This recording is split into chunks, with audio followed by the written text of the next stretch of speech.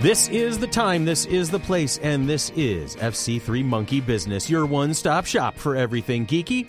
And since anything is geeky, if you love it enough, you never know what you're gonna get. So, this is your host, IMC. In the studio with me is a whole bunch of folks, and I'll get to them in a moment. But this week we'll be talking about the film Black Panther. After that, stick around for our Everyday Hero shout-outs and our question of the week. How we doing, gang? Hi, I'm B. B is here, Billy's here, Tanya's here. T. Dolly and Edwin are here. Hi. D and E. D and E. So we got almost the whole alphabet here on the birthday, sweetie. Thank you. You say it's your birthday. There it is. And also, last but That's all you certainly, for his first time in a while. Hello. How are you, big man? Doing good. Good. about- 15-year-old boy is what? He's like 6'3" at this point Are we already. finally going to tell him how World War II ends? No. No. The Nazis are not happy. This is it. The Nazis are protesting. It was a giant bakery. However, the Romulans are. The Romulans are all in. That's a surprise twist. That was a twist. The Axis powers were defeated by the Romulans. And so there we go. So, hey, but we're all good. Everybody's healthy. We just Did we hear survived. Sherry and Monk on the phone? Yeah, I did. I said Okay. that. Sherry I didn't know if we and the heard Mighty that. Monk. I said that. Mighty you didn't. Monkey Wench. Okay. And then did they get their chance to say hi? I don't know. I'm No. on a clock now. I'm being told by my producer I have to like stop kind of lollygagging my way through things You at need this to be point. here to herd him. I did not. I'm in your chair. No power in the verse. Hear you. Yeah, How we're not dare going. you. We're not going in there. Because I I have this. finished Serenity. Now I'm I have this horrible understanding. dream. I have this horrible dream that I'm going to be sitting in the green room at the June show. And I'm going to be sitting there Eric minding my own Avari. business. And Eric Avari's dog is going to come in with a little note tied to its collar. No, that'll be at my house. Yeah. So. I can do that, Sherry. Awesome. Just So- remind me. But we're all good. Everybody's here. We're all healthy. I fully support this idea. Yay. And we all survived another snowmageddon. Again, I'm sorry. How much snow did you get out in your way, Sherry? About 3 feet. Okay. Yeah, we got about two I and a think half this in is- some places. I think this is probably the worst snowfall we've had since we've lived back here in Clinton. And we do have someone on the injured list. Your Uh-oh. husband, right? Oh, yeah. Assistant producer Chris is not laid with up. us. He is very hurt. He's a hurting unit today. All right, we're sending him some love and good juju to help tell him get it back on his feet soon. What was that, Monk? Lana's arguing with me, so Oh, just ignore well, her. she's a child. They do We that. couldn't keep up with it. We couldn't keep up with it this time. No. We're blaming Okay, Angie. Enough. Yeah, we're blaming Angie. I'm going to stay out of this conversation. And, no. Ray's taking responsibility for this one. Okay. Blame both of them because they like snow. I do. Yeah. Oh, we're blaming Ian also? Yeah. All right. So we're going to jump in, and we were going to go into some sponsor shout-outs. We've got our usual list. You guys should be familiar with them by now. We got our typical tip of the hats to Knox, FC3's living room, which we had a great cosplay karaoke event They at were last week. awesome. Oh, my God, that was so much fun. And Selena's, Best Mexican Food in Rochester. First Print Comics, we love you guys. Great Escape Room of Rochester. And Wibbly Wobbly, Timey Wimey. Heather from Wibbly Wobbly is one of the people responsible for bringing us Caitlin Blackwood, the young Amelia Pond from Doctor Who's Series 5, and I believe she popped up in 7 and 8 as well. No, 6 and 7. So, because 8 was Capaldi, so she was not in that one. But anyway, so we got a lot going on there. Patreon. Keep your eye on our Patreon in coming weeks with a lot of changes. Don't forget to support us. www.patreon.com/FC3ROC. And you will start seeing some behind the scenes, and every Patreon subscription will get a shout out online. Apple 5-star reviews. Want what to help others find the show? Leave a review on Apple Podcasts. Every review will be thanked on the air, and any questions will be answered. We want this to be a conversation, so please send your questions. And now we're going to, what? We're going to hang for a second? We got a break? How are we doing, Sherry? We're doing fine. I'm just I want to know how people are doing in there. Okay, so Dolly and Edwin are at one end of the table, and they're kind of staring quietly at their phones. So they're fine. I They tell look a you- little tired. So How excited I was to see that Eric Avari posted to Oh, I know. one of our Facebook post? Yes, Yes. thank you, Billy. Wow, Tanya. I'm tired. I don't know. This, like, not being at work We're since all a little Thursday. woke. More Cadbury eggs. More, yeah. Ooh. More Cadbury eggs. Yeah, considering tomorrow I'm starting my diet. Yep. That's a I'm prescription for today. I'm going on the I'm not going to lift kitty litter anymore diet type thing. Yeah, sure you are. She was inspired. I was very inspired. Oh, my God. Billy's wife, Susan looks looks amazing. Oh, Yeah, she's a lost- phenomenal lady anyway, but man. Yeah, she's lost 80 pounds That's Something since like that. the end of August. Oh, my Wow. God. That is Yeah, impressive. so- That's dedication. So bravo to Susan. Oh, man.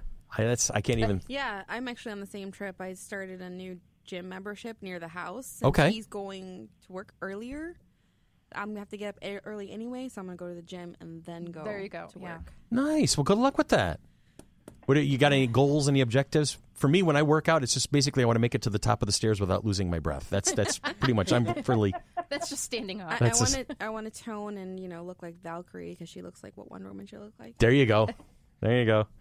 How about you, Sibs? You're going to be in town for the rest of the day today, right? Yeah, just the rest of today. Hang out with a few other friends and then Back to Pittsburgh. driving back down to Pittsburgh.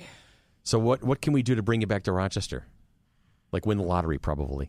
Pretty much. Yeah.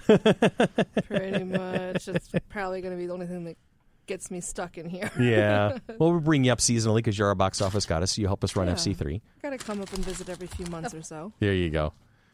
Ian just killed a doodle. Yeah. What was that? Was that Kill the doodle. killed the doodle? I don't He's know, like, but he's turning red. He's like, why is everybody looking at me? Because we can all hear you, We heard Ian. Yeah, We're losing connection. that's it. Yeah, we're all in the same we're in a tunnel. room. We're all in a tunnel. It doesn't work that way, Ian. Nice Yeah. try. How about you, Tanya? Tanya Fabulous. What you doing over there? I'm doing pretty good, other than the fact that I can't remember what I wanted to say in regards to Facebook posts and all that type of thing. I have a whole age crack that I could make, but you're younger than I am, so I'm not going to make it. And you're within arm reach today. You know, I'm not really stressed about that either No? because I'm I still the don't- dungeon master. I don't want my character to die. Yes, I was going to say so. there's D&D later today. No, I'm just gearing up for a pretty busy week between board meetings and CSE meetings and birthday celebrations and all Yeah, that your type of birthday's stuff. come. This is like birthday season for the family here. We've got Sybil coming on. We got with Sybil, Mine's before and Sibs. Sib, and then Tanya. So Tanya and then Sybil. And Susan's was Susan's yesterday. Susan's was Friday. yesterday. Yesterday. Yesterday? I thought it was Yesterday. Friday. Nope, Saturday. The third. Third. My grandmother's was the second. Is that Gigi? That was Gigi. How's Gigi doing? Gigi's doing awesome. That's great to hear. She's what now? 80? 87. 80 I had to think about how old I was and then add 40. and add 40. Okay. Because I'm going to be 46. I do that with my mother. Uh-huh. So, No, I have actually we've been working on Edwin's Twitch channel, just Okay. kind of practicing to gear up for the Mighty Monkey Twitch channel. Thank you for bringing that up. As of this drop date, 3/14/2018, today, Wednesday the 14th, our Twitch channel, thank you for nice little segue there. Brilliantly done, Dolly. Our Twitch channel will be up and running. We did our 24-hour of madness on the 10th, that I'm Saturday. so tired. I know, still. Yep, Edwin starting it off. Okay. Edwin's starting his off. At and 11 o'clock, right? Yeah. Yep. I got the 4:15 to 6:30. I know I'm time. showing up at Sarah and Curtis's apartment and setting up my PC, and then that's it. I'm hunkering in and doing whatever they tell me Well, to do. I'm also gaming that night, so I didn't game Okay. cosplay karaoke night. So Gotcha. I'm gaming that night. But, Okay. But I'm as doing whatever my dad does. Yep. 'cause I follow him. That's it. It's only to a particular degree. Because then Select- I tell you to clean your room, you don't follow that. Selective hearing, Uh-huh. sir. Selective Yeah, you're not hearing. supposed to have that Oh, until you're in no. your 40s. Curtis was saying something about that they had Wii games, and Sarah's yelling at him yesterday, going, "No, I already did the schedule. Do not put Wii stuff into this." I'm like, I can play Wii. I really can. We like the rest the Wii. of the rest of the I gotta games, go Wii. I'm so scared to. You gotta 'cause go I, Wii. no, I'm a little terrified. You're a little terrified Yeah. of this? So for those of you who are not sure or maybe missed the marathon on the 10th, what is Twitch, you might ask? Well, here it is. This is the bottom line of it. Twitch is a video streaming service. Now, predominantly, it's used so you can watch people play video games and interact with them while they are doing it. So it can be a live stream. Now, think of it way back when you were a kid. Or if you're a kid right now, think about how you do things now. You're always watching the people playing. And what the heck is... Oh, jeez, Billy. Twitch. Oh, my God. It's the only Twitch I know. It's the only Twitch that Billy knows. Close enough. Who doesn't love the Flintstones? I'm telling Flintstones. Meet the Flintstones. They're the modern Stone Age family. Sorry. From the town of Bedrock. They're a page right out of history. Where was I? They're modern Stone Age So you can family. basically you can hang out and watch like Fred Flintstone. while your friends are there you go. While your friends are playing video games. We are planning on doing that. We're going to have our channel running fairly regularly, so you can keep an eye on us while we're doing Overwatch and World of Warcraft and a variety of things. There's going to be a long list of things. Edwin, what's on the list? Oh, pretty much right now we got, Destiny, okay. Overwatch, Monster Hunter. Okay. Maybe a couple other more is going to be Probably some Call of Duty action going on from time to time. Not from my part, but No. yeah, I don't mostly. think I saw Call of Duty on there. I also know that we have an evolutionary plan like we have for just about everything else with this company, and that is we're going to be adding our own talk shows. In essence, we're going to have you're familiar with Critical Role and Critical Hit. We're going to be doing our own version of that. So we're going to have a regular D&D campaign that will go up on a weekly basis. We're going to do our weekly game night opposite of that. And so game night would be like if you want to play the Star Wars D20, or if you want to play Talisman, or if you've never heard of if you're one of the rare people who have not heard of Cards Against Humanity, we're going to play. These are the things we're going to do on quote unquote game night. So we'll be featuring other role playing systems as well. I pulled up the 24-hour Twitch schedule. Yes. There's Overwatch. There's a Bean Boozled challenge. Pong? What? I'm scared of that one. That's a possibility, Billy. I think so. The one I'm involved in is the Jackbox Party Pack. And you had a good time with that. Yeah, I guess I did. That's the thing about recording ahead of time. Make a sandwich challenge. What's in my mouth challenge. Cotton ball challenge. Chubby bunny challenge. We're gonna be doing some fun stuff with this. And then as that takes off, then we'll take requests. So if there's something that you, the dear listener, wants us to do, then there you have it. We're going to have an option like for that. I have to come in on from 9:30 to 11 on Sunday. Yeah, because it's Chris and the FC3 family. So that's it. I get to go home and sleep. And you're all my family. I get to go home and sleep for a little while. I love you guys. I don't. And come back. Yeah. Well, so yes, there's going to be lots of fun times, or there were lots of there fun were? times. You're very tired? I am exhausted. Yeah. Okay. This is what happens when you're pre-recording You're a time something. traveler. That's what it is. Where's my TARDIS? See? Yeah. It's on my back. There you go. And Sherry, don't worry, because back. we're going to be talking about Twitch on a fairly regular basis. So, we'll probably mention some more of this next week as well, and we'll just keep talking about Twitch as it unfolds. Mm-hmm. So this is going to be a regular feature. We'll probably talk about on the podcast is what we're doing on Twitch and what our upcoming schedule will be like, stuff like that. So the fact that we're putting a little more time in it than we usually do right now, not a big deal. Where was I going with this? Nowhere. You were just checking to see how we all were. Oh, and yeah. then we were going to do a break and then come back with our Sounds like discussion. a plan. Let's do that. That's what we're going to do? Let's go do that. We're going to go to a break. We'll go to a break. That'll be fun. And then Sherry can yell at me somewhere because she does that. She's good at it. One time he's riding my car, and I flipped on the turn signal, and he just went, "What's that clicking noise?" Hey, your car's making like a clicking noise. You're an idiot. On Star Trek, where it says, "To boldly go where no man has gone before," Jonely thought boldly go was another planet. I swear, watching it one night as kids, Joan just looks over and goes, "When they going to boldly go?" "What did you just say?" "They ain't never been to boldly go." "Why do we hang out?" Says Jonely Bonely from Bodley Go. I can't make that up. I am not that smart. He is that dumb, and he's a daddy. He's dumb, but he's a great hunter. The way he hunts is dangerous. He'll go, "Man, if it moves, just shoot it." He'll go like, "Got him, Zeke." Zeke? Zeke's last words were like, "What's that clicking noise?"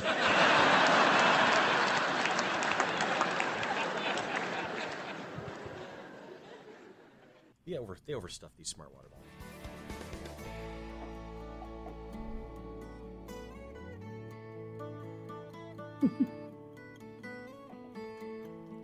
Billy, you find the best comedy things. Thank you. Best comedy bits. Thanks. See, that's why he's a true professional. He's our Billy. You're our ringer. Without you, we'd be floundering around. Wow, but we are professionals, though. We are professionals. You now. are. This is amazing. We've been doing this for about a year and a half. I think you guys are great at it. Thank you, Billy. Well, I know Sherry has definitely helped us up our game. That's a thing. That's definitely a real thing. Sherry, are you still there, or are you just kind of sitting in the corner going, when is he going to stop talking? No, I'm fine. A little bit of both. A little bit of both. Really? Really, Ian? Really? Do you need to be fired? Not with love for the offspring. I can't fire him. He's my kid. There's biological connection there. I can't Plus, fire not him. even hired at this moment. Yeah, he's not. He's 15. Yeah. So there's child labor laws. You can only work for so long, so get out of here. Oh, no, I can't say that. If it's a family business, he can stay as long as he wants, though. Oh, see, that's good. Because he would have been out of here about 5 minutes burgers. ago. Yeah. Exactly. All right. So what did we do recently? We saw one of the biggest movies of recent memory. It's like the Black Panther. We saw that. We did a little video, which got popped up recently. Thank you, Dolly. That was awesome. Edwin, his first swing at at being a sound guy. He's my boom op. He's a boom. I want to know what the 1-2 that you were. Number 1 for 2 straight weeks. It was the number one movie for 2 straight weeks. You know what it is? He didn't realize that the mic was over you guys and that you couldn't hear him if he spoke. Yeah. So he was trying not to speak so the camera wouldn't pick him up, not realizing the mic was pointing at you. 12% of a plan? Yeah, 12% of a plan. I'm like, I know it's a Marvel movie, but I'm like, because I was telling Chris earlier, I'm like, Edwin was going 1 and 2, and I had no clue what he was talking about.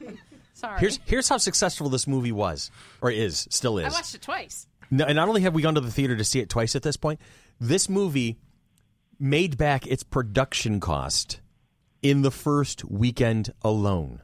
Okay, how many movies can claim that? Not many. Like very, very few. Yeah. I mean, that's insane. In the first 2 days this thing hit the theaters, it made back the cost of production. Did any of the Star Wars movies do that? I don't think any of the Star Wars movies. I think Last Jedi came closest, if I'm not mistaken. No, it was the other one. Force Awakens? Force Awakens. I beat you to it by a heartbeat, Monk. Yep. So what we got? So we're going to review our Black Panther. We've done the non-spoiler review, the video that came out like a week or so ago. Spoilers. There you go. Sorry. Spoilers, sweetie. What's that? Spoiler. It's a spoiler alert. You know, spoiler alert. So if you haven't Alarms seen it going off. by March 14th, pause this right now, go watch it, and then come back to it. And you're That's like your only the warning. one person left on the planet. Seriously, I think there's only like right now, my husband and my oldest have not seen it yet, but neither one of them care about spoilers. Yeah. So it's like, okay, spoil it, whatever. Well, Tyler's the kind of person that you could tell him something and it goes in one ear out the other, and he'd still be surprised. Had 2 opportunities to come and see it, and he said no both times. I know. So, you know what? Sucks to be him. And I'm just going to say that I think I've made this comment before, but when we have our full-on merchandising and stuff like that, we're going to have like a perfume named Spoilers. You know, There's got to be one already out there. a scent for the geeky girl. Spoilers. So I can just imagine people. We got to do the commercial for that, Dolly. That's going to be good. All right. Anyway, moving on. Right off the top of the bat, so we're making it very clear that we're going to be talking about little bits and pieces of this movie, and some of the things we say are probably going to be giveaways and spoilers. So you are now duly warned, as Tanya has said. If you have not seen this movie yet, then what happens next is on your head, not ours. Okay, that's done. We've given you plenty of warning. What makes this movie different from any of the other Marvel Cinematic Universe movies? What is it about Black Panther that has made it so huge so quickly? The casting. Okay. I mean, just the basic, the strong female characters. There's actually many of them this time, and not just not just one. token. Exactly. Right. There's no token characters in this. Plus, there's every character when they're there, their presence takes up everything. Oh yeah. I was having this conversation earlier today.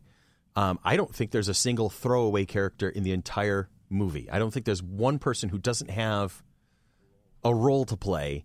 You've got some extras in the background that obviously they're there to be extras and fill in the scene and whatnot, but seriously. Even the rhino. Oh, I was just thinking even that the the rhino. rhino. They weren't throwaways either. No. They came even had back their at own the end. personalities. Yeah. Oh, yeah. And That was great. And the end battle when he goes charging the general and stops short and licks her in the face because there's that bond. There's that bond. Growing, being raised by that. Mm-hmm. Yeah. Yeah, never introduce your girlfriend to your riding rhino. To your pets. Yes. Don't introduce your war girlfriend to your pets pets. because Your war the pets. pets will like her better than you. War kittens. Yeah, the war kittens. War corgis. And I think, there you go, the war corgis. Battle goats. That's going to go over well with Sarah. That's going to go over really well. Battle goats. What's that, Cher? Monk wants battle goats. Battle goats. Hypnotoad. Hypnotoad. We gotta do that. And then I think because, we're in this modern era of a push for diversity, to have this character featured so strongly and so well done. This was definitely not a token like, oh, well, we're just going to have a black actor and we're going to have a movie centered on black people just because people want it. And it wasn't campy either. It wasn't campy. Not It wasn't silly. There wasn't like cliche or anything. This was well thought out from beginning to end. This was respectful of cultures. This was respectful of what it meant to modern cinema. I felt that this movie was of the Avengers movies that have come out, the MCU that has come out. I'm putting this top 2 with Ragnarok. Right up there with Ragnarok in terms of the best MCU movies yet. As you were saying with respecting of cultures, it was awesome the way the different tribes were actually representations of different actual tribes from Africa, and they researched each one, and they put the thought, and they actually did the pre-production, which is a big word for me. It makes me so happy. Yeah, they put the legwork in because they didn't want just token cliche stuff sitting on the. They didn't rush it and throw it out. They did it right. Some other companies do, DC, So I'm excited. Yeah. I liked it. So, going to that, they created a unique culture for each of the tribes. The Golden Tribe, which was the royal one, uses the motif of the black and purple and the continental symbol for the sun found throughout Africa. The Border Tribe was inspired by the Lesotho architecture. It's a big architecture, word. And language, and uses the motif of the blue in the wood. And that's the Rhino Tribe. That's the Rhino Tribe. The River Tribe uses the motif of green and shells. The Merchant Tribe was inspired by the Nigerian architecture. That word is kicking your butt today. Man, I tell you. In language. And the Jabari Tribe wears furs and wood to represent their naturalism. And the Jabari Tribe, we have a local shout-out to. The Winston Duke, the actor who played M'Baku, the king of the gorilla tribe, the Jabari, was raised in Rochester. He went to Brighton High School. He graduated college from SUNY Buffalo. He was born in Trinidad and Tobago and moved to Rochester when he was 9. But he's our local boy. Yes. And I'll throw it out there right now because there's a bunch of people who have asked me about it. We did officially invite him to FC3, but he already had a scheduling conflict in June, so he was not able to make it. But he is willing to talk to us about being on the podcast. Oh, that's cool. And we're going to see if we can maybe do a one-night stand with him, bring him in, and we do a viewing of the movie, and we have him talk to folks and whatnot. And then, very well, we'll see if we can bring him in 2019. All right, so that's a thing. And what was amazing is that we reached out to him, and he's like, oh, yeah, cool, because we reached out to him through Facebook. He goes, here's how you get a hold of my agent and whatnot so you can find out about my schedule. But then he continued the conversation on his own. He just kind of chatted with us for a little bit. So that was kind of really wild. That was a lot of fun. Sherry, what'd you have? I love because he went to Yale with Lupita Nyong'o. Okay, and that's where they met. Yeah, they were good friends there, and they went to see the Avengers together. Oh, nice! Released, and they loved it, and they said, "Oh, I hope someday we get to do a movie like that." And so they're both in the same did. movie. And you were right. You and I saw this movie together, Sherry. You were with us on the big day that we all went to go see it. And she is what an exquisite woman. Mm-hmm. Absolutely. There's just something about her where you see her presence. I've seen her in a couple of other movies beforehand already. and you don't see her physically, but you hear her and you hear her presence because she plays Maz Kanata in the recent Star Wars movies. So she's a CGI character. So you don't really but you feel this presence of this woman, and you're seeing this actress on the screen, and she just, what a absolutely stunning presence that she has. So this is something really, really cool. Tell me something really, really cool. With her and a couple of the other women mm-hmm. In the show, mm-hmm. This was like my favorite piece of trivia that I found when I was researching for this. Okay, I'm trying to remember who did it first. There was a play. Okay, here it is. There's a play called it's called Eclipsed. Mm-hmm. And in 2015, there was a London production of Eclipsed. And Letitia Wright, who played Shuri, played the lead role. And the lead role is just known as the girl. In 2016, Lupita Nyong'o played the same role on Broadway. And really? They acted together in this. And you know who it was written by? Who? Danae Gurira, who played Okoye. From Walking Dead. Michonne. Yeah. Thank you. Oh, okay. Yeah. And Michonne. she played Okoye in Black Panther. She wrote it, and they both starred in it at different times. That's phenomenal. What a small world. Seriously, this is 6 billion people on it, but it's a small world nonetheless. Exactly. That's impressive. We're not doing 6 degrees of separation, are we? 6 degrees of Lupita Nyong'o? Because I don't think I can play. Ay. She's phenomenal, and what I liked about her, especially her character, she reminds me a lot of my friends who are very strong females. Mm-hmm. I see them in her, which to right. me, which is why I connect. It's that so much with relatable, the that connect. Yeah. We've talked about relatability on several occasions. Yeah, one of my best friends, Shantae, like I kind of see her in there, right. and a lot of my very strong Black friends who I grew up with and went to high school and college and stuff, and I like just the way she carries herself reminds me of the people who I like admire as far as my friends. That they carry themselves with that strength, and I loved that. And here we are. We've spent most of this conversation talking about the supporting characters and the secondary characters. Can we talk about Chadwick Boseman? Holy crap! That man owns a room without having to try. Yes, that's the thing that blew my mind. Is every scene he walked in, it was like my favorite was the day of the coronation. After the coronation, he's doing the tour of the kingdom, and he shows up at his sister's lab, and he's walking down that hallway, and the warriors are taking their places and saluting him, and he's just walking down that hallway, and he's not saying a thing. He doesn't have to. That's the thing. Every step, the way he has his hands folded behind it, the way he's just carrying himself, it's like, holy crap, this man is owning the entire movie just by existing. And there are a lot of leading men who have that kind of strength, but I have not seen it that potent in such a long time. That blew my head. That Actually, blew my mind. Strangely enough, it may be an odd comparison, but Robert Downey Jr. Similar in that he just has a personality that can carry whatever role he's playing and be magnetic. He played Jackie Robinson in 42, which is a great movie. That's what I was He gonna played say. James Brown. He's played actually a bunch. I almost want to say this is just another real person, but Black Panther is obviously a fictional character. Still. But he made it so realistic that you think of it as just another like famous person I've grown up reading about or watching or whatever. And I think that's another thing that made this movie again relatable. Well, every role he's played, he's always been phenomenal in. I know a lot of people don't like the Gods of Egypt movie because they give it a lot of heat because a lot of the characters weren't Black, but he was in that movie.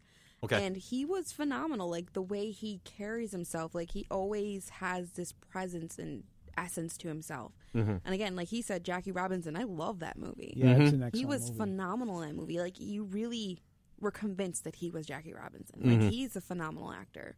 I'm very pleased. Do we know who else was up for the part? Do we hear any other? Boyega. Who? John Boyega. Oh, really? Finn. From the Star Wars I don't movies. think he would have been able to carry it the way he No. did. No. Too young. Well, I don't think it would have been horrible. I just don't think it would have had the same impact. He doesn't. No, he just plays young. Yeah. He doesn't have that power to, be the Black Panther. Yeah. He doesn't have a presence to him, to me. John Boyega, I mean, to me, even in the Star Wars movies, like, he's a throwaway character to me. I wouldn't go so far as to hit him with that hard, but... Because, I don't know, like, his acting skills are there, but they're not just developed enough yet, I feel. Maybe that's what it is. I think, and then here's what's going to happen. In about 20, 30 years, people are going to look back at John Boyega's career and call him like, oh, he was the next Denzel Washington. And everybody's going to stare at Dolly and going, throwaway character, huh? Anyway. Anthony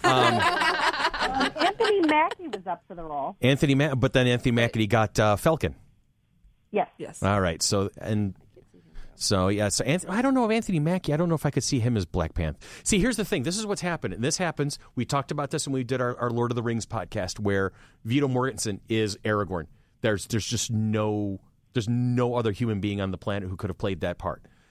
For me, immediately upon seeing Chadwick Boseman as T'Challa, it was done. It was locked in. I don't see anybody who could have played that part. Well, the physicality, like just his body and just the strength and he embodied him. And perfectly. the way that, I loved, for me, there are times where character interaction is more important than the story. I've said this on several occasions. And to see the bond between T'Challa and Shuri, his sister, those two, the way they bantered back and forth and would talk to each other and relate to each other, I could watch 3 hours of that movie alone, just the two of them hanging out and chatting with each other. It was just so much. Erase the video. Yeah. What are those? I think it's like my favorite line of the whole movie. What are those? The sheer excitement that she throws at him for wearing slippers or the sandals in her lab.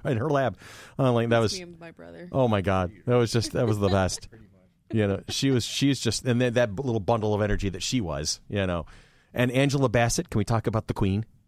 Angela Bassett, for God's sake. Wow. She's just regal. Oh my God. Yeah, she is. Seriously. That woman Always. is unstoppable. That's just, she's a thing. That's just. Did he freeze? Like an antelope in headlights. I never freeze. No? No. That was a great impersonation, actually. I've been practicing that all week. That's like a fun line because he says it so like, and then did he freeze? He froze like an antelope, and they can't wait to throw him under the bus. They couldn't wait. This guy is your king, and you can't wait to throw shade on him as fast as possible. That moment, that single moment said everything we needed to know about the relationship between those characters. Right. Yes. Exactly. That single moment. That love and that respect and that admiration they had for each other, because it was not an attempt to make them look bad. It was just they wanted to make sure that they were having fun. Yeah. That's all. It was because there was family there. Every line in that movie had purpose. Yes. Like there wasn't like a scene where like I could cut that scene and would still get the same feeling. Like every line in that movie that they kept. That's why I say is great editing, because they kept in all the like good points that like kind of give you that character development. It moves the story along. Like there was even some sneaker ones in there where Suri goes, she goes, oh, another broken white boy to fix. Yeah. Like, Suddenly, we all know who that means. Yeah. And then he's a post-credit scene. Is all of a sudden there's Bucky Barnes. Boom, at the end. Because I knew at the end of Civil War that he was at Wakanda. Wakanda. Steve dropped him off. Never kicked in the first time I saw the movie.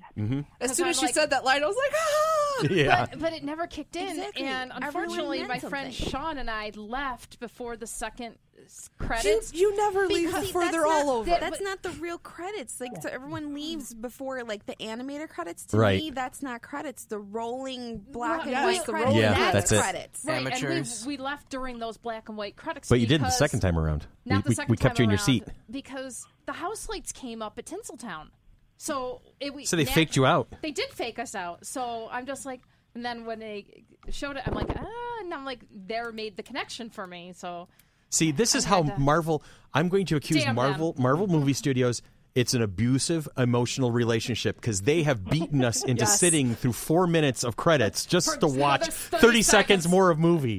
They've done this to us. We have been programmed into sitting, and we do it through other movies now. I was just going to say that. It's not just Marvel movies. It's not just superhero movies. It's every movie. Every movie. And we watch the whole credits now because we think something's going to be there, and when it's not, we get angry. King Kong did it. King Kong did it? Yeah, King Skull Kong Island. did it. seen it. Skull Island. They Yeah. did it. They did it. Can we blame Marvel? Yes. Yes. blame Marvel. But the No, thing is, I'm a it didn't film start with Marvel. nerd. I'm blaming Ferris Bueller. Yes, because that's where it started. You're here? Go home already. Well, they did that in Toy Story. It did it. Bye-bye. Okay. Bye-bye now. Bye-bye. Are they gone? Yeah. Oh, I can stop smiling now. Oh, my jaw. So I'm accusing the Marvel Cinematic Universe of vast emotional abuse. Well, as a film nerd, though, I tend to sit there anyway I do before too. Marvel started doing that because I want to see who the cinematographer was. If it was a really good movie, I want to see who the cinematographer Okay. was. I want to see if I see a name I know. And they call me My nerd. dad Or I always just- sat through the roles. What's that? I My just dad play always with sat the through the names. credits. So growing up, we always sat I wanted through to the see if my credits. name was in there. I always look for funny names, too.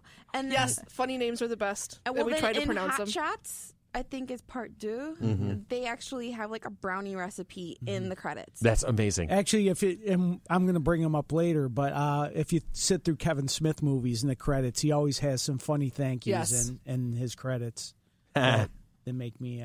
Monty Python with the moose. Oh yes. Yes. Yeah, I think that the forgot whole this Hot I Shots have credit one. was a whole joke. Like, most of them were just like, there was like a brownie recipe, there was another joke, there was this random stuff in there, and I love that. I think Airplane that's did the why same thing, even Yeah. dating back to Yeah. whenever that was, late I 70s, watched early those, 80s. too. Yeah. Monty Python, Life of Brian, I think was preeminent at that sort of thing as well. So where we want to go from? I Go ahead. want to bring up. Okay. Wait, the sorry. people on the phone wanted to say something about us blaming Marvel. Okay, then phone, and then we're going to go to Billy because Billy has something you want to say too. Go ahead, share.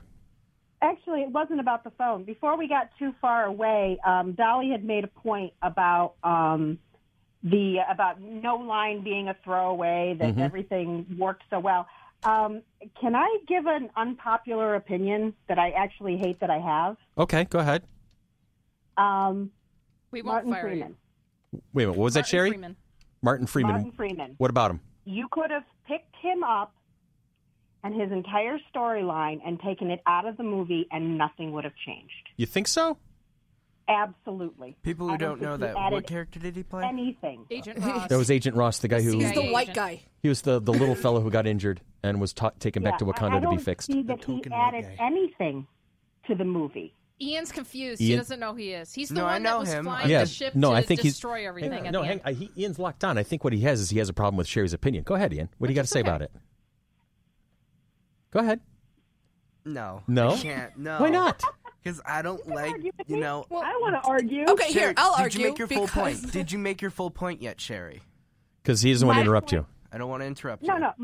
So my point is that if you took him out, if you took out that entire storyline of him, I understand what his purpose was. His purpose was, you always have to have that one person in the movie when you're introducing a new culture, a new society, anything like that. You have to have one person to stand around and go, oh, wow, explain this to me. I'm going to disagree fully on that one, but I'm going to let Ian take it from there. Go ahead, because you have something you want to say, and then Billy does, and then I'll I pitch wasn't in. done. Okay, well, continue. Okay, but that's what the purpose. There's always that one character, and and that's what his purpose was. I don't think he was needed. I Okay. think they introduced us to the world perfectly. Mm-hmm. All right. Come on, Bubba. Okay, so go ahead. What do you got? Tell me what you think. I mean, throughout the whole movie, he did have parts that influenced the storyline. But if you took him away, I'm thinking it would have ended up a little different. More different because the supplies would have gotten out of Wakanda because he wasn't piloting that the out. ship. I But thought that storyline was not really worthwhile. Okay, again, disagree. Carry on. Yeah. but basically, yeah, I think he was an important role. I'm not sure how to really put out my facts unless I have more notes in front of me, which I can do soon. Give me 5 minutes and Wi-Fi, but I disagree, and that's all I have to say. All right, well, there's a start. Billy, fine. what'd you have?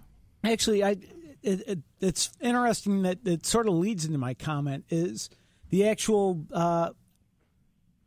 There are people that I know that had problems with the nature of the movie, that it was a mostly black cast with, and I find that troubling, to be honest with you. I know that there was a whole sort of Rotten Tomatoes campaign. There were some people that wanted to negatively slam this movie based on the lack of white characters, which I find ridiculous. I do too.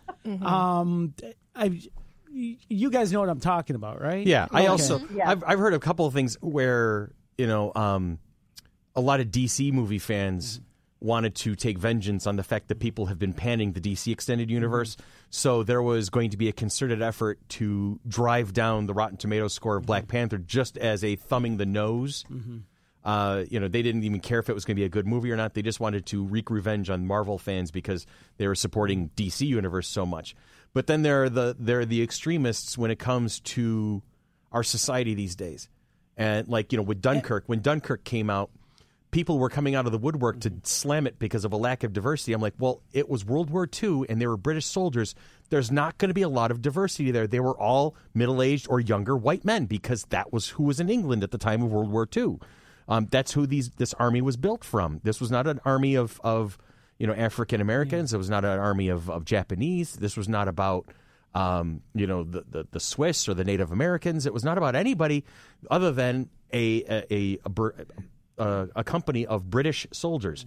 So to nail Dunkirk for a lack of diversity seems fairly ridiculous to me. So in return, on the other flip, I'm going to find a term somewhere along the line through all this babbling. Flip the coin. Flip the coin.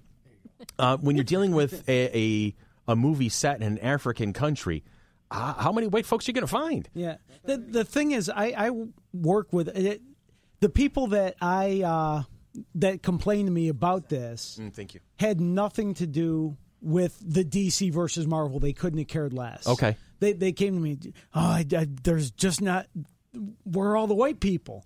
So, where were all the black people in Captain America? You had the Falcon. Yeah. After that, none. Yeah. Why shouldn't black people have a place? Black Howling Commando. What? I'm sorry? There was a Black Howling Commando. There was a black and an Asian howling commando, yeah. But there weren't many. There weren't that many. Well, or just in general, in Spider-Man, or whatever. Yeah, and a lot of people's point with this is with where's all the white people? It's just a predominantly black cast, and a lot of people are going, you want a white movie? How about movies? Yeah, they're all other movies. Yeah, all the other thing movies. is, though, in some other movies where there's predominantly white cast, and then you have black extras, and they go, these are black people in the background. Well, we could say the same thing with Black Panther. Exactly. They were in London. There was white people in the background. Yeah. There was white lady Where they died. belong. And then they went to China. and they had Korea. Chinese. yeah. Asia.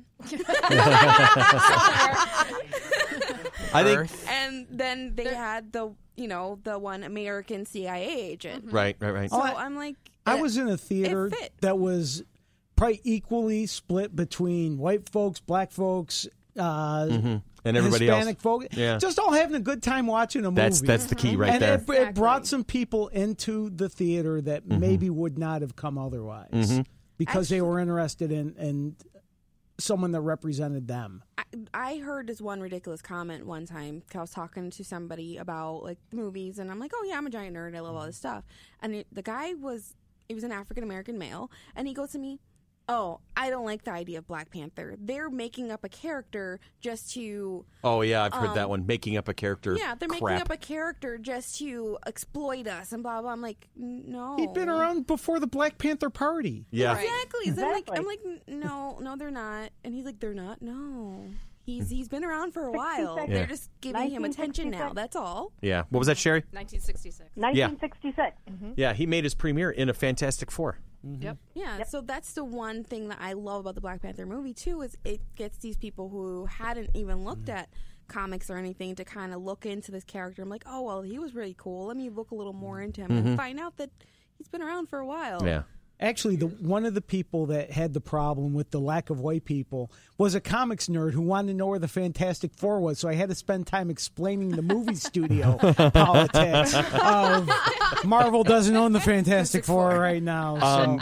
They do now. Now they do. But They do now. They didn't at the time that that Black Panther was going into production, but since then, that'll be something I think we talk in in the future. Black Panther 2 will have. Yeah. Well, I think good Fantastic Four, not what we've had. Well, I think that's what we need to start armchair quarterbacking is when are we going to start seeing all of the characters that have not yet been able to be accountable, like the X-Men and the Fantastic Four? Well, I was reading a little bit about that they're saying that they're probably about to do Civil War Part 2. Because since the first Civil War, they didn't include the Fantastic Four and the X-Men. Right. Because pretty much in that timeline is when the Fantastic Four pretty much separated. Right. So hopefully in the second Civil War, that will be including, Captain Marvel, hopefully. Do you really see Marvel Cinematic Universe doing another Civil War, though? I mean, that was...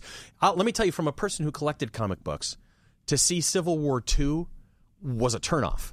For me, it was like, oh, guys, come on. Have we not seen enough of this? We just had the movie. We've had the comic series in the past. We've had the mini plots and all. And are we not tired of seeing our heroes fighting each other? There's too many events nowadays. It's all event-based at this point. Nobody has really just series anymore. I've stopped reading almost all just regular comics now, just because it's too events, too many crossovers. And it's tough to keep up with them all. Yeah. It really is. Part 2 is mostly more, like structured for the new generation of, people that are reading the comics. But also, Civil War 2 ended with Captain Marvel kicking Iron Man's ass upside down, left, right, and center, and Tony was thought to have been dead for a while. But if you're going to be, and it looked like they're going to probably be killing him off in Infinity War. So if you're going to kill off Iron Man in Infinity War, you can't kill him off in Civil War 2. And he's the main, and he's one of the main antagonists for Civil War 2. It's Captain Marvel versus Iron Man. It's Iron Man, not Iron Man versus Cap. It's Captain Marvel versus Iron Man now.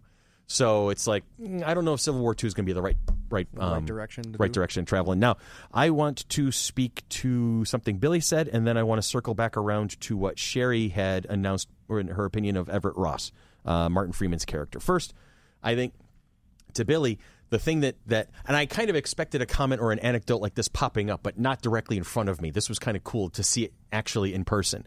Like I said, I've seen it twice. The first time I saw it, I took the kids, and we went to a late-night showing. And while we were waiting for the theater to empty out and go in, you're seeing a lot of African Americans coming out of the theater. And this older gentleman, I'd put him like 50s, 60s, probably early 60s to be safe on it. He's coming out. He's talking to his wife. He's talking to a couple people around him, and he was definitely pleased with what he just saw. And I heard him say, and I quote, "I've been waiting 50 years to see a movie like that." And then that was it. I was done. I did not need to hear any other remark. Somebody who has lived through civil rights, somebody who has seen it at its worst, and hopefully is evolving towards what will eventually be its best. I can only hope, my ideological self. When he said that, with such sincerity and such just genuine just joy that he just enjoyed the hell out of that movie. That was all I needed. I knew I was going to go see a good movie. Right there. I was done. And I was so excited right there. So that was kind of one of those things. I expected to hear that kind of a quote from somebody. I didn't expect it to play out directly in front of me. That was kind of neat. Now, to circle back around to Sherry, Ross is a throwaway character. I'm having a tough time with that for a couple of reasons. One, his part was not dramatically was not front line, but I think he added that right flavor. It's like, when you're making a pot of sauce for an Italian and you add the bay leaf, you can survive without it, but it's better with it. And I think what Everett Ross was more than just a handoff. Like he was in Civil War. He's going to be that token character to kind of hand the baton. But he's also the connection back to the rest of the MCU at this point. Like in the one post-credit scene where T'Challa is addressing the UN, and there's Everett Ross in the back, smiling, very happy because he knows he was able to help influence T'Challa into making the decision to say, okay, Wakanda's going to come out of the shadows. We're going to come out from under the hologram now. And I think there was a couple of speeches that Ross had that really were very influential in building that bridge. So that's not how I thought. Well, I see. I get that. It's not how you saw it. I get that. Well, and if it wasn't for him getting hang on, Dolly. Go ahead, Cher. I didn't see T'Challa's change of heart coming from Ross. Well, I didn't say it was all Ross's doing. No. I'm just saying that he was an influencer. What I loved was I really saw it coming from Eric. Killmonger? Yeah. Yeah.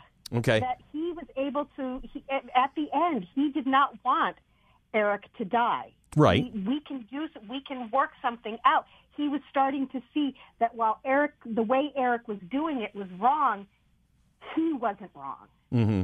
And I love that. And that's one of the things that I think Eric is the best Marvel Cinematic Universe villain so far. And that was actually your next point in the notes that I was working my way towards. Eric Killmonger or Eric, what was it? Eric Sullivan? What was his name? But everyone calls him Eric Killmonger. Yeah, Killmonger. As a different type of MCU villain, a more sympathetic question mark. And I'm like, I saw that and I could see where you were going with it. I'm just we're gonna have to have one of those moments where we just happily disagree about Everett Ross. But let's talk more about Killmonger. And you're saying he's the best villain in the MCU so far. Anybody got an issue with that? So Edwin, go ahead. Who was?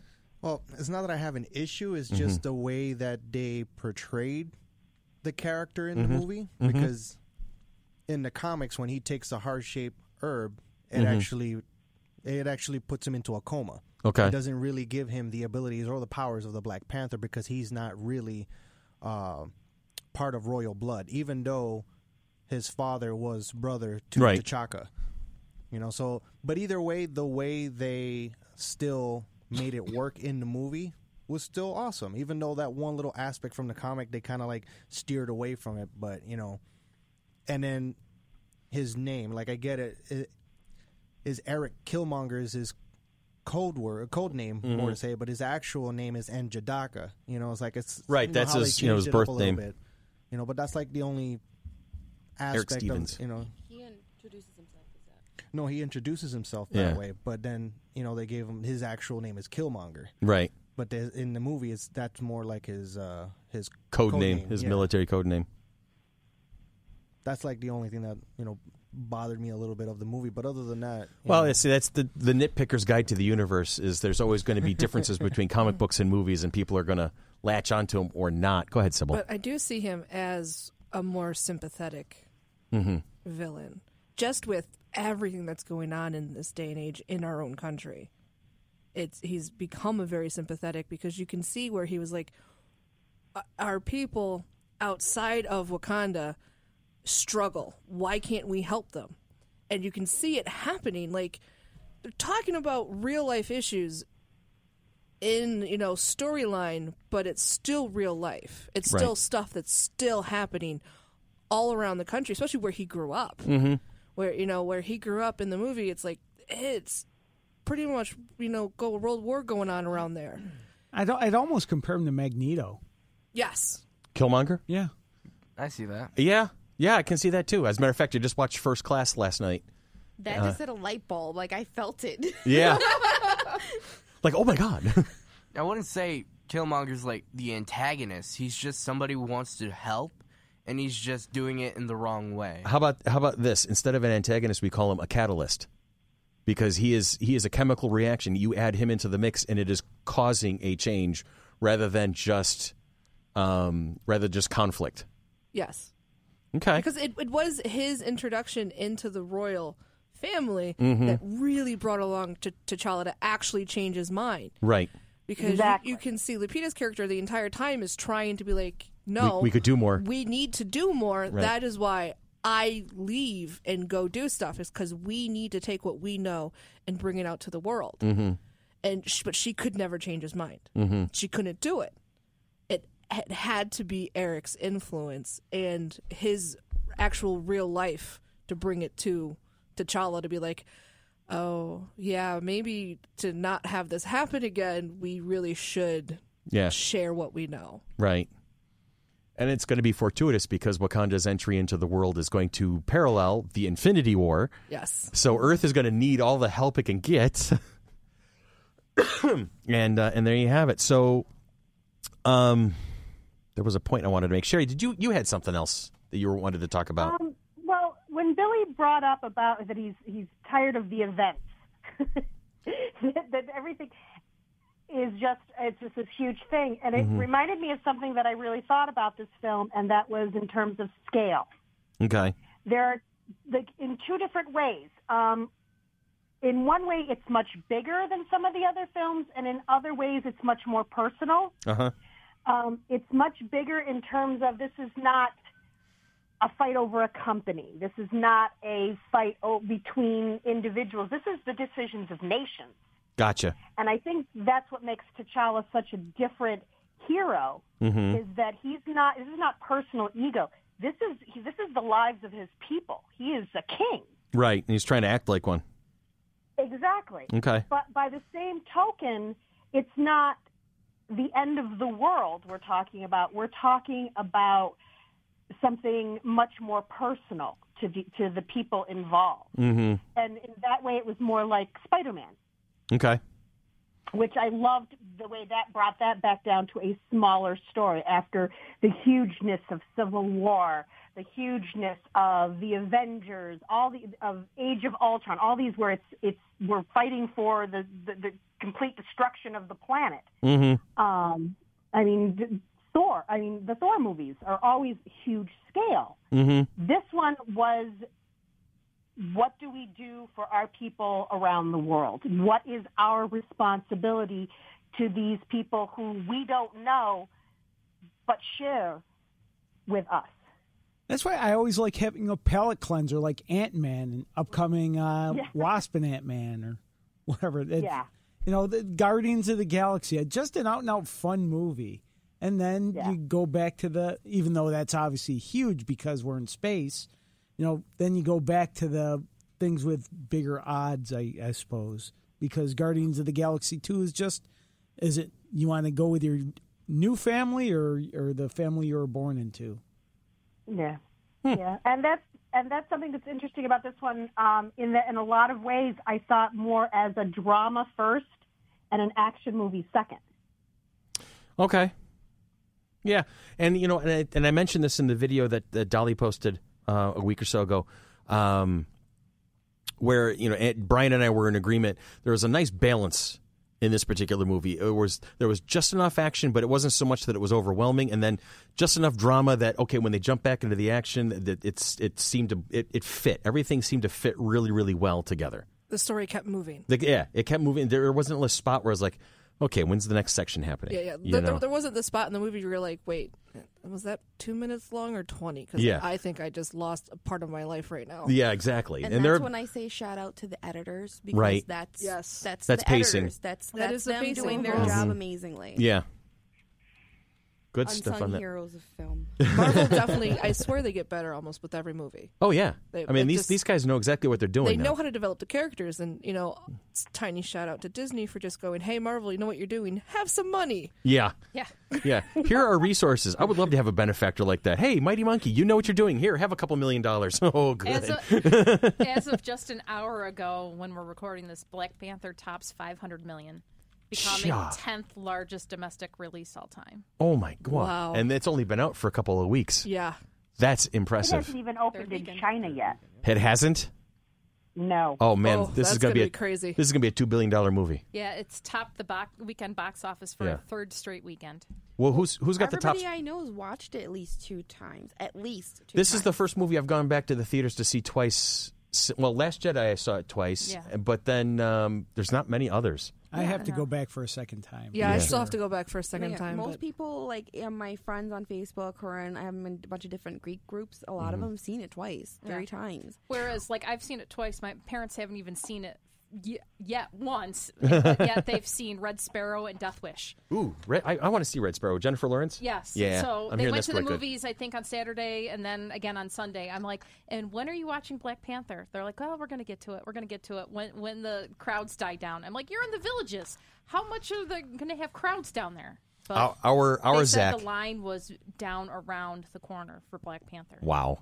Our Zach has been doing the Marvel Movie Challenge. Yes. Where he's been watching one a week right up to Infinity War. So one movie a week every week until Infinity War is released. So he's on week 10? Is that getting screwed up now that they've moved up the release date of Infinity War? Most likely because they bumped it up a week. Yeah, they bumped it up a week, so he's going to have to watch 2 movies in a week, and I think that'd be okay with him. I think that. But he's been enjoying himself. Mom and I are doing it too. No, we're not. Well, we're sort of doing it. All right, we're going to take a moment here. We're not going to go to break, but Sybil's getting up to head out because she's got a couple of other appointments. We just wanted to take a moment to say, bye, baby. It's great to see you. We love you. Happy birthday. Happy birthday. And we can't wait to see you again. Are you going to be up before June, or is it June's the next time you're up in town? June is the next time I'm in town. I'll be up the Thursday before the show. Okay. You'll be up the Thursday before the show. So anybody who wants to meet Sybil will have to wait until Flower City Comic Con. She will be the box office goddess with her tiara in. Are you going to bring it up? Yes, I'll wear the tiara again. And Outstanding. Me too. I have a TARDIS dress to wear. Oh, TARDIS nice. dress? TARDIS dress and a tiara. And she'll be patrolling the box office. So you will definitely all wear tiaras. I have like 4. I have one that I bought. I have one that I bought at the last convention. Just Sybil bought one also. I bought myself one for my birthday because it was my birthday. I have to wear a tiara on my birthday. I know. I think I can wear a tiara on Thursday for my birthday. And there she goes. Bye, Sybil. Bye, baby. Have a good one. Be safe. All right. Edwin has headphones now. He does. He's got headphones of his own. He's going to slip right into the Sybil chair there. Hi, Edwin. How are you, man?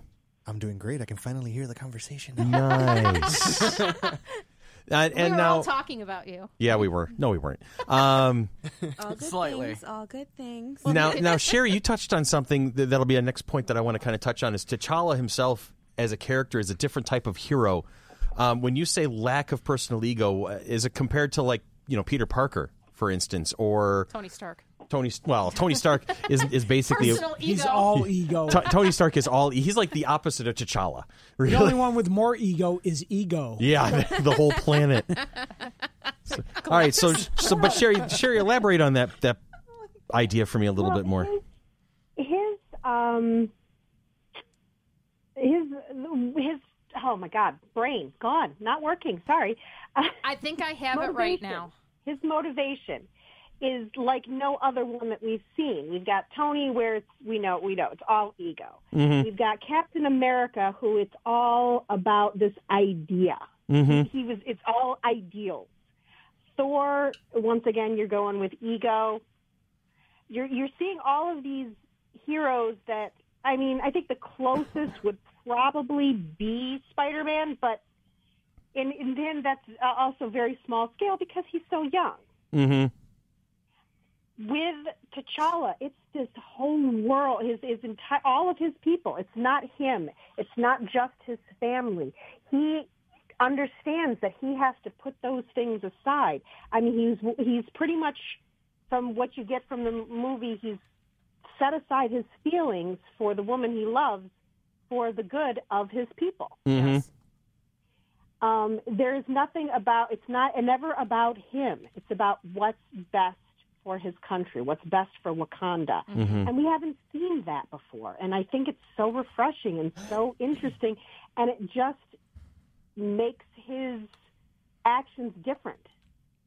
I'm with you. Than Okay. would see from somebody else. You were going to say something, buddy? I think we have seen it before, but not as in a grand as Black Panther did. But in Captain America, the first one, he had a little bit of that. He did set aside. Stop hitting the table. It's a habit. Hit your leg. Do that. There you go. All right. He showed that. It goes right back feeling. to the table. I had to go back to the table. He's the man. Hands flat on the table. Happy? You're Italian. You won't be able to talk. He is. He's Italian and Cuban. He's screwed. He's talking with his hands. He might as well just learn sign language. I am everything. I have sign language. You are a mutt. It's all good, but you're a cute mutt. All right. Okay, back to Captain America. Captain America did show that. His ego, yes, he has an ego. It's not as big as Tony Stark's, but it's there. But he does love his country and the people around him. Mm-hmm. Okay, but he was willing to go against orders and pretty much throw away his own life for one person. Okay. Yeah, I see what you're saying. Which I couldn't have seen T'Challa doing. Well, Steve was ready to give up for Peggy. His sister? Did he want to take care of his And mother? Bucky. Did For he Bucky. want to take care of others? But what was best for his country was what came first. Mm-hmm. Did he even have a mother? No, because on the same token, that's kind of why Steve Rogers didn't want to do the Accord, because he didn't think it was best for the country or the world that they had a governing body telling them what to do as Avengers. So I actually think he did what he did, not just for Bucky, but for the fact that he didn't think it was the right decision for the country, for the world. Oh to no, know I was that. actually. Oh, I agree with you completely, Dolly. I was actually talking about Captain First America's Avenger. I was talking about First Avenger. His thing in that. I do think that his focus got larger later on, but it was still never quite to the point that I think T'Challa's was, just for the fact that T'Challa's king. Okay. I'm sorry, I'm reading through some of your notes right now because I wanted to try and pick up some other things to talk about. And it failed because the point died before I finished reading a particular sentence. So I'm like, oh, oops. All right. So right now, basically what I'm doing is going through the 3 pages of trivia that you discovered. I'm on the trivia page right now. Oh, my stars. There is a lot here. There is a lot going on in this movie. This is the 18th film released by Marvel Studios. How many films? 18. The This 18th? Is 18th. What was it you were just saying there, buddy? You feel bad because why?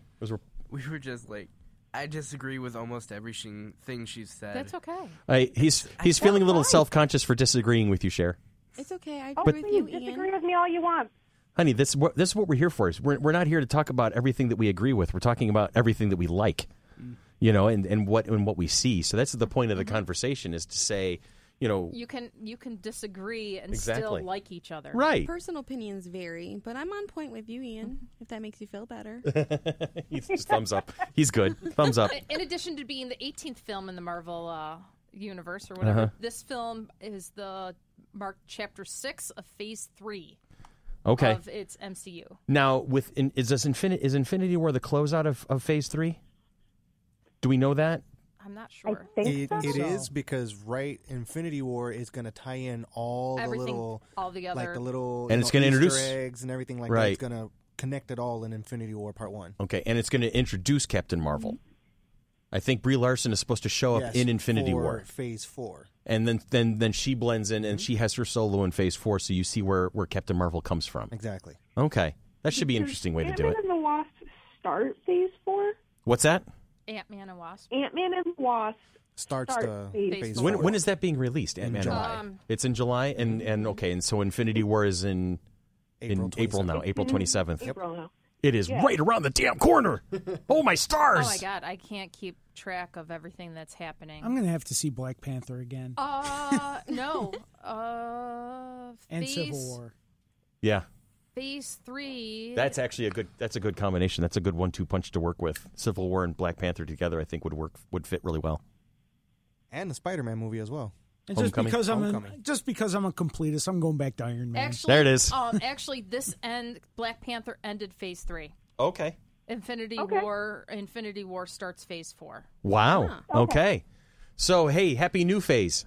There's phase. Congratulations, everybody. We made it. We did it. We made it. So, Infinity War, then Ant-Man, then Captain Marvel, and then untitled Avengers film, untitled Spider-Man Homecoming sequel, and then Guardians of the Galaxy Volume 3. The untitled Avengers movie is supposed to be, I believe, Infinity War Part 2 in essence. They just haven't they don't have a proper title for it yet. And it's May 2019. Okay. Captain Marvel's coming out on my birthday next year. Yay. Yay! I'm so excited. I'm tired of waiting. I'm so jonesing to see that character in action because it's one of my favorite Marvel characters. Good old Carol Danvers. Hey, Chris. Yes, dear. Guess who was turned down by Marvel for the role of Black Panther and for writing the film? Morgan Freeman. She said yes. Too old. Thanks, Ian. Todd Bridges. To play everybody. I believe I read this particular part in the list, and if I'm not mistaken, it's Noel Clark. Yes. If people are listening or wondering who the heck that is, I thought it was Mark Shepard. It's there you go. More things for Tanya not to be able to play 6 Degrees of Mark Shepard with. But Noel Clark played Mickey Smith in Doctor Who. Rose's boyfriend at the time of the Ninth Doctors, and then I knew the idiot. Mickey the Idiot, exactly. I knew the name. I can see it. I couldn't. No. I really couldn't. I couldn't see Noel playing it because I don't see him as having the same presence that Chadwick Boseman did. Nose he has. Dolly, you lock onto the weirdest damn things to not like an actor over. I'm serious. I know. You I really almost didn't date him with the holes in his ears. She made me wait 2 months in Facebook. Okay. He's got what gauge do you have in there now? These are double zeros. Okay, you're staying there, right? You're not Yes. because No, we don't want Dolly doesn't approve. because if Edwin shows up looking like that guy from the agricultural community in the one with the big lip thing. Oh God. I don't know what you're pointing at, Ian. Water? Yes. Okay, go ahead. There you go. Nah, she would just drop me quick and be like, nope. That's it. Yeah. It's all over. It's all over, man. Yeah, I just cut the ears. You just got on. Cut me, Mickey. Cut me, Mickey. So, Wow, we've really. but this is what we do. This is bring our us thing. back, Sherry. Bring us back, please. Actually, I wanted to bring us back. Can we talk about Go ahead, Monk. Gorilla City, please? Can talk about what? Gorilla City. Oh yeah, yeah. Not the DC Universe version of Gorilla City, but the Jabari tribes. Jabari, that they're all vegetarians. Yeah. Oh, that was awesome. Winston So, yeah, Duke, and I will feed you to my children. We're all vegetarians. He cracked himself up. That's what I That's love. Yes. what made me laugh. But did Yeah. but in the trivia, did you catch in the goofs in regards to they say they're all vegetarians, but it was one of their fishermen that found T'Challa. I said that. So, if they're fishermen, is it the fish They could be industry? pescatarian vegetarians. Or- That's fine. They could be okay. all fishies. You know. Yeah, I know vegetarians Fish and who li- eat fish. Yeah. That's it. They don't need any other Pescatarian. animal. Pescatarians. What if they were fishing for boots? Oh, That's what I get. now you're fishing for points is what you're doing right now. That's what's happening at the moment. I make They no could also points. have been fishing for trade. Okay. True. Yep. Okay. Yep. That too. Yep. But yes, that's all the woof woof woof. Yeah. Ooh, ooh. That was completely Winston. Oh, did he wing it? Yes. That's He's the phenomenal. one who wanted. He fought for that. He wanted that That's awesome. That's a great. because they took Great ad. Man Ape right out because they didn't want that whole deal. Uh-huh. Right. But he wanted to make sure that some of the characters' origins was still in there. Uh-huh. Which I'm surprised I haven't heard any backlash about, to be honest. I know, right? Usually, Yeah. a lot of people like to complain about the littlest thing. Oh, And that- there's. in that I'm aspect, sure I was they're out like, there. I'm sure the nitpickers are out there, but I haven't heard them. That's another thing. Exactly. I'm really surprised, but I loved it. And I know we're in Gorilla City, but his sister, I love that all of her costumes had the little teeth underneath her chin. Okay. Like her traditional outfit had the teeth. When she came out to with her little arm or hand cannons, she had the same thing, little teeth there, and I love that. That was her personality. Each character had their own little trait. Mm-hmm. Yeah. I have a question / observation. Go for it, Billy. Now, Black Panther isn't a comic that I've read. I can't read everything, and that's Right. just not one I've read. Nor I. Or the character's not one I've been especially familiar with, which the movie I loved. Now, because I'm not familiar with the character, is it easier to love a movie? Whereas with Superman and Batman, two of my favorites, I nitpick. Right. Is it, since there's lack of things for me to nitpick, is it easier to like a movie? I think that's a yes. I think so. That's easier because I know for me because I've the first comic book I ever picked up was Spider-Man. So, and that's the one I've picked up the most over the 30, 35 years that I've been collecting comic books is Spider-Man. It's the bulk of my collection. And so I know all the ins and the outs and the stories and the good stories and the bad stories. And I know the good iterations of Peter Parker and the ones that are like, what the hell are you doing? And Miles Morales. And I know all these other little add-ons that have happened and the switch between him and I. So I can look at the three actors who have played Spider-Man and go, okay, this guy was good in here, but this guy was better here. And then Tom Holland hits the scene, and I think Tom Holland's the best of the three so far. Not to throw shade on Andrew Garfield and Tobey Maguire, but I think Tom Holland's the closest to the ideal. And but for my daughter, the 16-year-old who has never collected much in terms of comic books, she has a couple of Ms. Marvels, and she has seen a couple of the movies. She's able to look at it in an entirely different angle. So it's easier for her to love those kind of movies because she doesn't have a lot of the background baggage. Let's call it baggage. Let's call it, and I think that's what it is she's less sensitive to that, so she's able to just appreciate it. Can I quote my sister real quick? Go ahead, quote your sister. He's hot. Yeah. That's all she cares about. Jules has become a Tom Holland, we'll call it fanatic. I'm that age. So yeah. So in the same vein, being able to look at Black Panther and see the character, how it's being portrayed on screen and not being held back by what you have seen in the comic books, I think it helps develop that appreciation. For me, my experience with Black Panther as a character in the comic books is when he shows up in other titles that I've actually collected, because I have not collected Black Panther myself. And when they did the big end of the world, the big secret war where they destroyed the multiverse of Marvel and they were resetting everything. They were trying to combine all of the Ultimate stuff and 616 and all of these things. They were trying to basically weed out all of these extra titles and story arcs. It's sort of like the Marvel version of what was the DC one? Infinite Earths. The Crisis of Infinite Earths. Yeah, it's basically the Marvel version thereof. And Doom shows up as the god of all creation temporarily during this interim purgatory period between the collapse of the multiverses and the establishment of the new one. There was this thing called Battle World, which was a series of crossovers throughout the course of the summer that this transpired a couple of years ago. And Doom was God. And Doom had to deal with people who survived outside of that bubble. They came in through this reality pocket. And here's Reed Richards, there's T'Challa, and a couple of others. And T'Challa comes walking out of this spaceship with the Infinity Gauntlet. Okay, full-powered, and starts beating the crap out of Doom. I'm like, okay, I guess he's pretty badass then. If he can hold that thing, then T'Challa must be somebody to reckon with at this point. And that was my introduction. Well, not so much my introduction to the character, but one of those your impression. My impression is T'Challa's badass because anybody who can hold that thing in one hand, there's got to be something to him. Then he hits the thing with Thor's hammer, and he actually did. Yeah, I'm not even kidding. Made that up. There was a whole in Battle World. There was a whole section of Thors. All of the Thors from the various multiverses showed up in one spot, and they were the police force of this Battle World. There was like 100 Thors, all the different types, shapes, and sizes. It was wild. I guess you could say Battle World was doomed. Where's Rob when we need him? Yeah, I know. The You part of Rob will be played by Ian today. Yeah. I am not the comic book collector. Right. Never have been. My Me brother neither. was a comic book collector. Uh-huh. There's only 2 titles that I ever collected, and it was back when I was a teenager. So I can watch these movies and go, okay, I like what they're doing with this character. I don't like what I'm doing with what they're doing with that character, and it's strictly based on what I'm seeing in the movies, except for one character. And that is? One character, Angel. Okay. One of the only titles I collected was X Factor. Okay.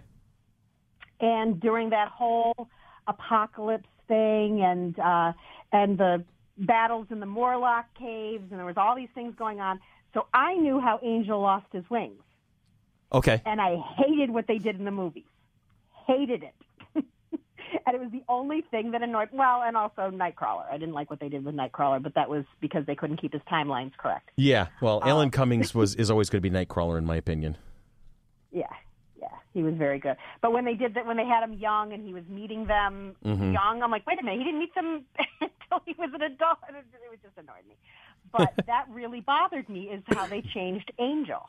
So I can totally understand what you're saying. Yeah. So I collected exactly 2 titles. Well, I liked Frodo and Gollum scene in Black Panther. Yeah. Frodo and Gollum facing off again. That was Bilbo. That's Bilbo and Gollum. Sorry. Bilbo and Gollum face to face for the first time. They were the Tolkien white guys. Yes. So there you go. All right. No more. I'm going to wrap this section up because we've been at this for a little while and we've wandered around and had some good times. So here's what I'm going to do. I'm going to add this one last piece of trivia and we're going to go to break, and then when we come back, we'll wrap this particular episode up, episode 72. Now, due to the Marvel Cinematic Universe being distributed by Walt Disney Pictures, it might be accurate to consider T'Challa's sister Shuri as a Disney princess. Yes, she is. She's a Disney princess. What are those? All right, so we're going to go to break, and when we come back... No, Kansas. Yeah, it's Kansas. I love that girl. I love that character. All right, so we'll be right back right after this. Oops. Cartoons, man. Some of my favorites, like I love watching Scooby-Doo. I would watch Scooby-Doo just for the guest stars. Because they'd always have like somebody like Don Knotts or Jonathan Winters or somebody on there like that. Cultural icon or comedian coming on. Shaggy and Scooby come walking in. Zoinks, like, hey, Scoob. Like it's the Harlem Globetrotters. Like it's the guys who do the fancy basketball tricks. Ruby Roo.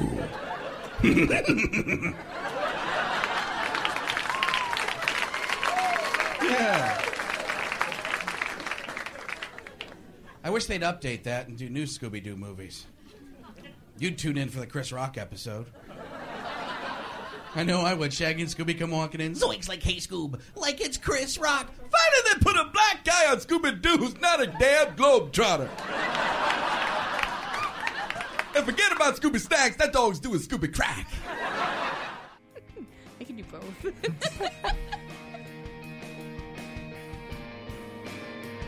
And so we are back. We're back. We're here. I don't know where I picked this accent up from. I'll put it away. Hang on a second. Put it back down. Yes, dear. Throw it away. That was fun. That was a good conversation. Mm-hmm. Yeah. I think the conversation lasted about half the length of the actual movie of Black Panther. So that was good. Well, the movie's at 134 minutes. Okay. And we're at an hour 20 for total the whole podcast for at the moment. podcast Okay. Up to this moment. Yeah. So yes. All right. So short segments. We're going to start wrapping up this particular episode for the day. But we got some events coming up. Superhero Weekend at the Strong Museum of Play. FC3 and the Mighty Monkey Corporation will be there. That is March 24th and 25th. We will be there 11 to 4 on the 24th. That's Saturday. And then from 1 to 4 on Sunday the 25th. Now, that Saturday the 24th, after we are done with the sci-fi quiz, we're going to be hanging out for a little bit, and then we're going to show up at Knox. Craft cocktails and comfort foods that evening for our sci-fi quiz. Time to be decided, but probably going to be usually around 7:30, 8 o'clock. That's when we're done with the Strong Museum. We're going to go to Knox for the sci-fi quiz. Exactly, yes. So it's going to be a busy day for the FC3 folks. We'll have some hours in between. Yeah, we'll have some time in definitely. between. So that's going to be cool. And to make sure that when you come down for the sci-fi quiz, that you pick up a raffle ticket for a chance to win $100, $10 donation. Yeah, gets you a chance to win $100 during the month of May. That's the Mighty Monkey raffle. That's for FC3, and that is going to be taking place in May of 2018. So we're selling all the tickets ahead of time. Mm-hmm. So when you get your $10 ticket, it will be giving you a chance to win $100, and we're going to be drawing. We're going to be associating ourselves with the New York State Lottery. The New York so State there are 3-number drawings, numbers, the evening numbers, mm-hmm. and that's drawn every day in May. Right. So every day in May, you'll have a shot at a $100 win. That's make bottom sure line. That you get your tickets. So get your tickets ahead of time, and we'll be selling those at Knox. And at variety of places. Whenever we're out for events, and we'll let we people know. We can't do it during the Strong Museum events, but no, we they can won't do let us it do that on campus. That's fine. But tickets, you can get them from myself, Mm-hmm. Sherry, for those that are down in the Clinton area. Chris has some. Chris has some. Tanya has some. Dan has some. Brian has some.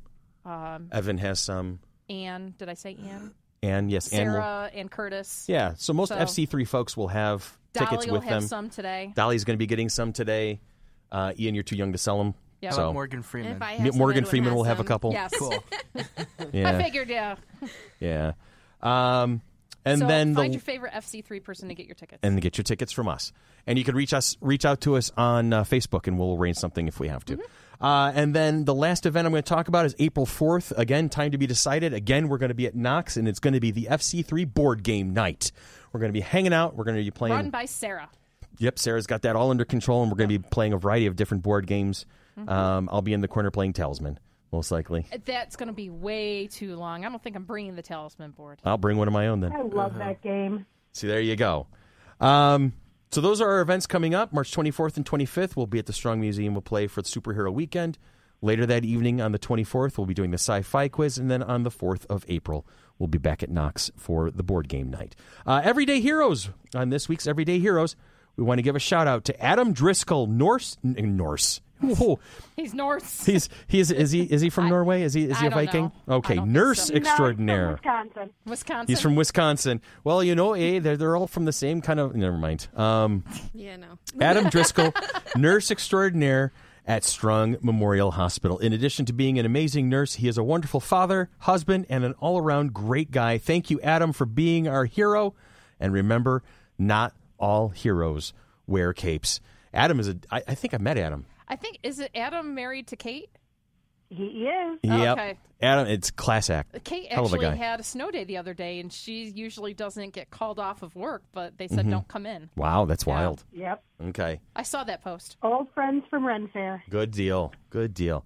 And the question of the week, what is making your geeky little heart happy this week? All right, so Sherry, am I reading this right off the notes here? Name one book, TV show, movie, game, or album you are reading, watching, playing, or listening to right now. Sherry, lead us off with this one. What's making your geeky little heart happy at the moment? Last year at FC3, in the game room, we were introduced to a really weird card game called We Didn't Play Test This at All. Oh, Yeah, Ian's played that. He loves that game. Fell in love with it, and we have been playing it lately. I got it for Monkey Girl for Christmas this year, and we've been playing it a lot, and that's making my geeky little heart happy. have you gotten Exploding Kittens yet? Yes. We've had Exploding Kittens for a while. They have another one called Imploding Kittens. Oh, no. Got that too. Got that one too. It's an expansion to that. Yeah. Wow. Yep. That's a natural thing. How about you, Monk? What's been keeping you happy lately? I just picked up a new manga series. And Uh-huh. I've read the first book like 3 or 4 times, and I've never gotten past it. And I finally got past it, and I'm like, wow, I really like this. It's called Natsume's Book of Friends. Nice. Right. I'm Dolly, enjoying that. I'm going to you next. Dolly, name one book, TV show, movie, game, or album you are reading, watching, playing, or listening to right now. I've been on my Xbox One lately. Uh-huh. So I beat Injustice 2, and I'm addicted to it on my phone.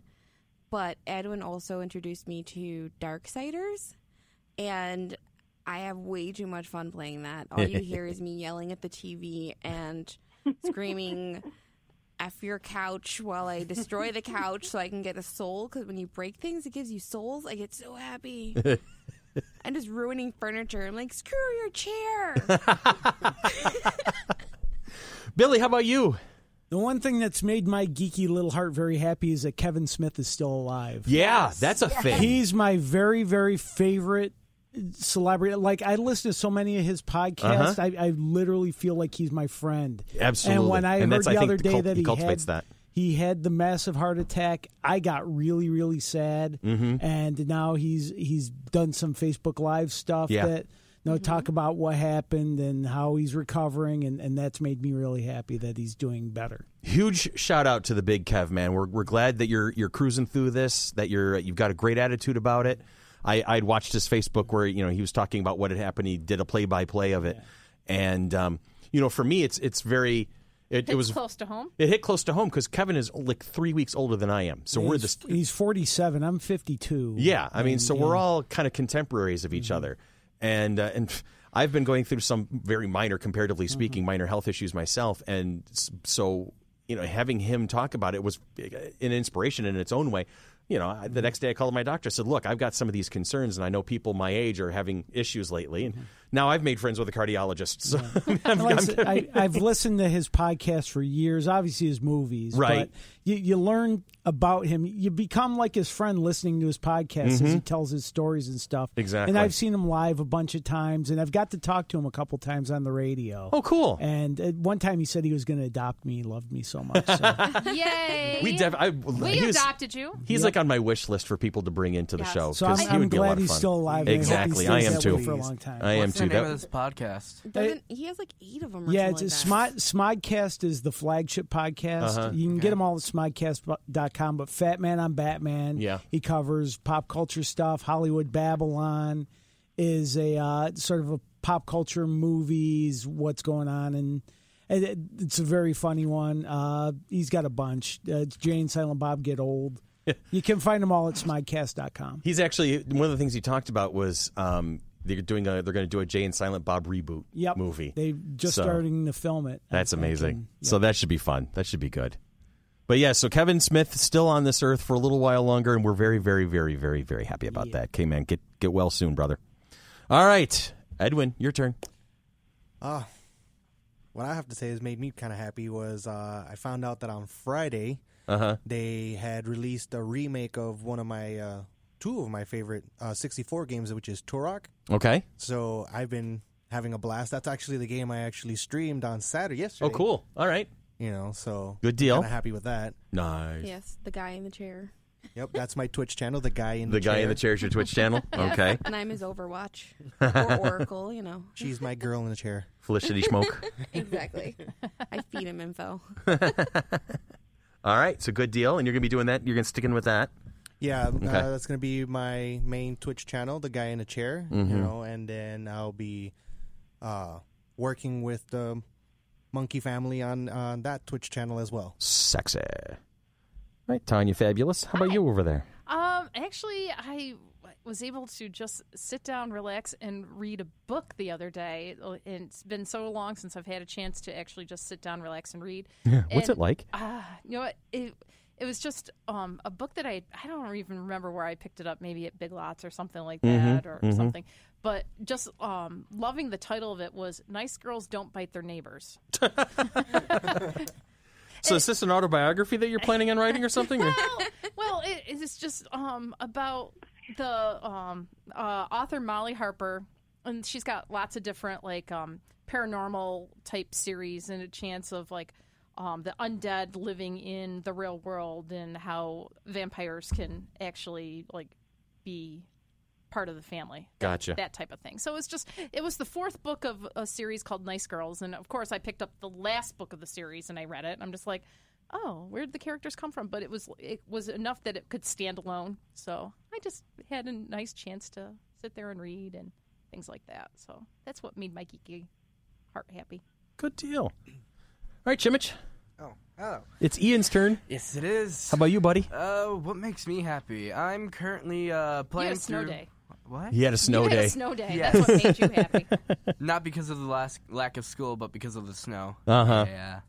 All right, what makes my geeky heart happy? I am currently playing through all class storylines in Old Republic. Star Wars The Old Republic, the MMO. Because I never really focused on the storylines, I just focused on leveling my characters up. Right. I'm starting to see the crossovers between classes Uh-huh. and all the companions just hanging out, and it's so cool and awesome to see. BioWare does a great job of creating a story-based RPG. I think they're phenomenal at that. They've had a history of doing that sort of thing. Yeah. I started to squeal when I heard Mako and Quasin were friends. Oh, it made me so happy. There you go.